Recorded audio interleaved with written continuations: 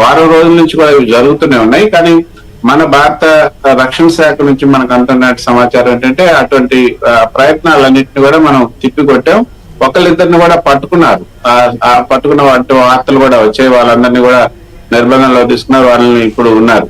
కానీ ఇప్పుడు పెద్ద ఎత్తున జరుగుతున్న నేపథ్యంలో అటు ఈ ప్రయత్నాలు జరుగుతున్నాయి. ఒకటి కృష్ణ అండ్ శ్రీహరి సంజయ్ గారు, ఇస్లామాబాద్ లో అర్ధరాత్రి అక్కడ మొదలైన విచిత్రమైన పరిస్థితి ఏంటంటే అర్జెంట్ గా ఇమ్రాన్ ఖాన్ ని జైలు నుంచి విడుదల చేయాలని పాకిస్తాన్ లో పీటీఐ కార్యకర్తలు రోడ్ల మీదకి వచ్చి నిరసనలు.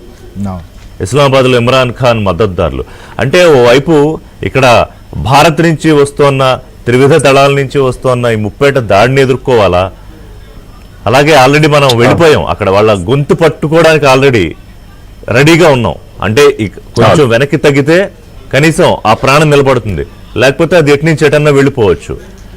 సో సంజయ్ గారు, at this point of time Pakistan అంటే ఎలా రియాక్ట్ అవ్వచ్చు? ఎందుకంటే పాకిస్తాన్ ప్రైమ్ మినిస్టర్ ఇప్పుడు మరి ఆయన తీసుకుంటాడా నిర్ణయాలు, లేకపోతే ఇక్కడ అరెస్ట్ చేసిన మునీర్ని అరెస్ట్ చేసి ప్రస్తుతానికి స్థానంలోకి వచ్చిన వాట్స్ హిజ్ నేమ్ కృష్ణ ఇందాక మీరు చెప్పారు షహజాదా మజీర్, మరి ఆయన తీసుకుంటాడు ఆ call?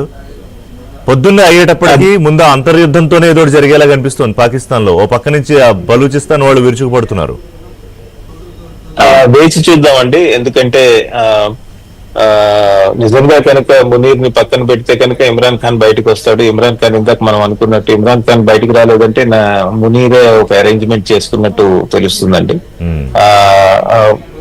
Let us wait and see ఈ మునీర్ విషయం ఎట్లా ప్రోగ్రెస్ అవుతుంది అని. ఎందుకంటే ఇట్స్ స్టిల్ ఇవాల్వింగ్ సిచ్యువేషన్ అంటాం కదా, ఇవాల్వింగ్ సిచ్యువేషన్ అది.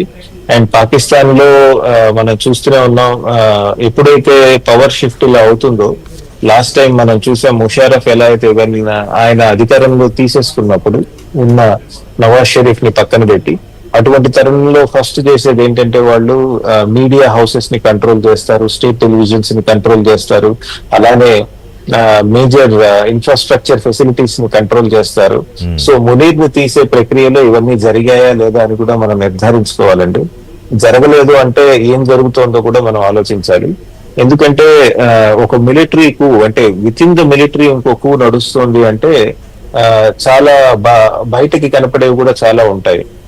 అలా కూడా జరగకుండా జరుగుతాయి ఒక్కొక్కసారి. కానీ వేచి చూద్దామండి రేపు పొద్దున్న. అంటే సంజయ్ గారు, నా పాయింట్ ఏంటంటే ఇక్కడ ఈ అంతర్యుద్ధంలోనే ఇప్పుడు ఇంకా పాకిస్తాన్ కొట్టుమిట్టాడే పరిస్థితులు కనిపిస్తున్న నేపథ్యంలో ఇక భారత్తో యుద్ధం అనే ఆలోచన, యుద్ధం అంటే ఈ జరిగిన దానికి కనీసం మళ్ళీ రిటాలియేషను, మీరు మా ఇస్లామాబాద్కి వస్తారా, మీరు మా పెషావర్కి వస్తారా, లేకపోతే ఇంకో లేనివి ఉన్నవి ఇంకో 4 కల్పించి కరాచీలోకి వస్తే మీరు ఈ టైం గానీ ఈ స్పేస్ ఆర్ ఈ గ్యాప్ గానీ పాకిస్తాన్ ఉంటుందా?